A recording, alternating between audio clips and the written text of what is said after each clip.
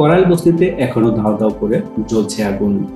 রাজধানীর মহাখালী এলাকায় করাইল বস্তির আগুন এখনো নিয়ন্ত্রণে আসেনি। মঙ্গলবার 25 নভেম্বর বিকেল 5টার পর এই ঘটনা ঘটে। ফায়ার সার্ভিসের 19টি ইউনিট এখন পর্যন্ত আগুন নিয়ন্ত্রণে কাজ করছে। ফায়ার সার্ভিসের ডিউটি অফিসার রাশেদ বিন খালিদ গণমাধ্যমকে জানান, বিকেল 5টা 22 তারা আগুনের খবর শুনতে পান। আগুন নির্বাপনে এখন পর্যন্ত 19টি ইউনিট কাজ করছে। তিনি জানান, করাইল বস্তির ঘরগুলো টিন, বাঁশ, কাঠ ও লোহার তৈরি। একতলা, দুতলা, তিনতলা ঘরগুলো আগুনে জ্বলছে। আগুন লাগার সঙ্গে সঙ্গে বস্তির বিদ্যুৎ সংযোগ বিচ্ছিন্ন হয়ে যায়। বস্তির বেশিরভাগ বাসিন্দা সাধারণত পোশাক কর্মী, রিক্সা চালক, হকার বা দিনমজুর। বিকেলে আগুন লাগার সময় তাদের বেশিরভাগই বাড়িতে ছিল না।